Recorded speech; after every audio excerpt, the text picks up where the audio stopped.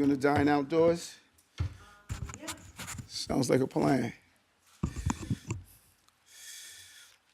Good morning. How's everyone this morning? Today, I will hold a hearing on a bill that will make outdoor dining permanent in all 5 boroughs. New Yorkers were hungry for an outdoor dining program that was cleaner, safer, and healthier, and we are delivering on that promise today.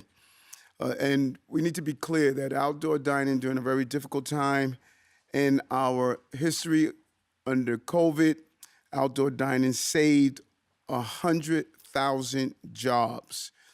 And it kept neighborhoods vibrant, and many people were going through the uncertainty of COVID, did not want to go outdoors and sit inside to dine. This was a way how New Yorkers responded immediately. I want to really commend Mayor Bill de Blasio, the former mayor at the time, for being forward-thinking enough to implement an outdoor dining program.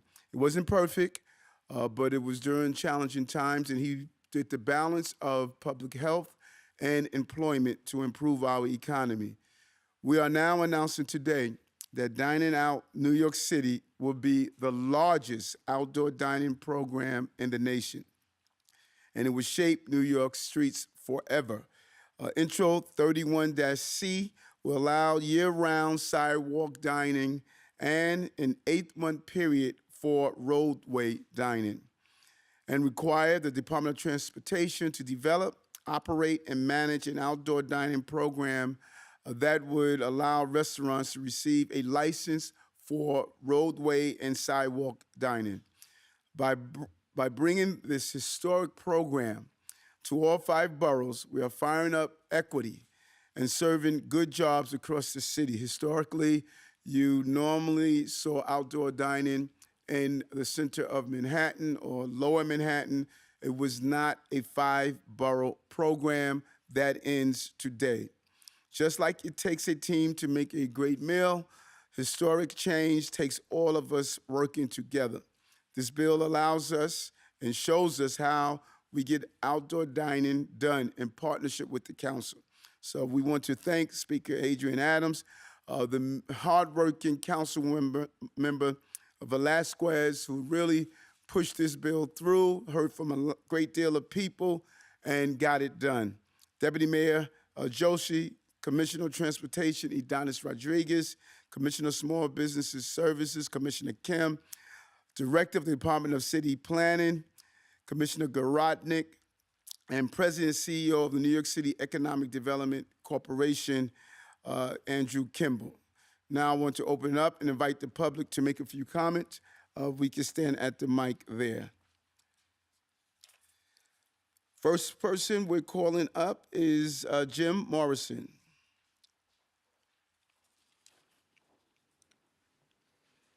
Hello, Mr. Mayor. Thank you. Thank you. And I'd like to thank you for your hard work on this bill. It's a very important one for our industry.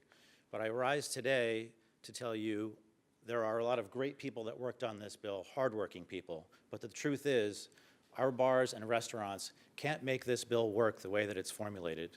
We simply can't afford every 6 or 8 months to tear down and rebuild these structures. That will cost us a lot of money, and eventually it will be a race to the bottom.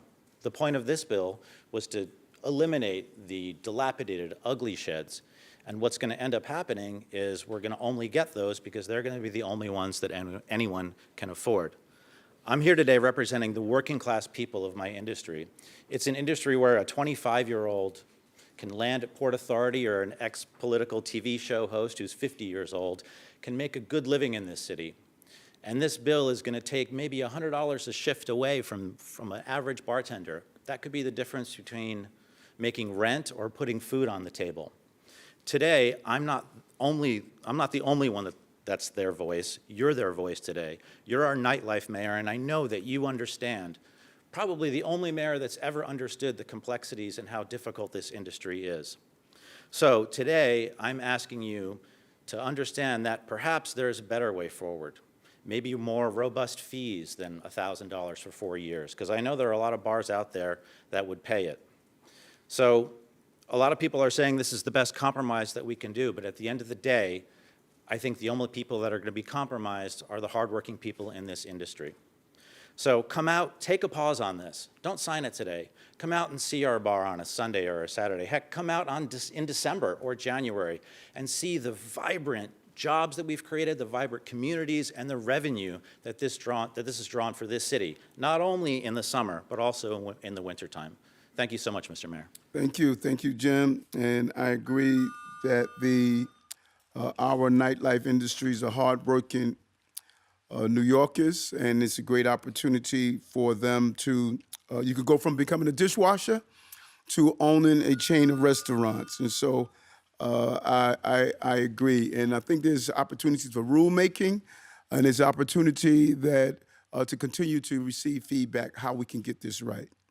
Okay, we have another individual. I can't make out the name, but you know who you are by your handwriting. So whomever that is. Okay, just come up. You must have been in medical school because. Sorry. Give me your name, please. I'm Tawaki Komatsu. I've talked to you previously. Okay. So today's, I guess, bill or whatever, it's basically about confiscating public sidewalks at the expense of the members of the general public who may wish to exercise their First Amendment rights on those same sidewalks to conduct sit-in demonstrations, protesting, to have a conversation with you just walking down the sidewalk, or moms with like baby strollers side by side. You also have reporters like Aaron Durkin, I believe, who's currently still experiencing COVID-19. So with outdoor dining on sidewalks, you're actually creating choke points. You're creating secondhand smoke. I recently had a bout with a stubborn cough. Doctor said try to avoid secondhand smoke.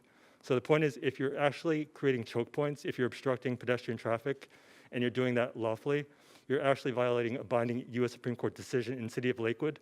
So with regards to that point, I actually have something to give to the U.S. Supreme Court pretty soon against Rachel Atchison that you and I talked to previously. Also, Shauna Stribula, she's a deputy mayor of your administration. She kept me out of public meetings in 2017, in addition to Ms. Atchison. So I guess the point is, why are you allowing this to proceed when this is clearly violating the First and 14th Amendment rights of New Yorkers? Thank you. Thank you very much. And we're clearly not violating the rights of New Yorkers, but whatever documents you have you want to turn over to the team, they would receive them from you. Okay, we're going to do the actual physical bill signing later today, and I want to thank everyone for participating in this hearing this morning. Thank you very much.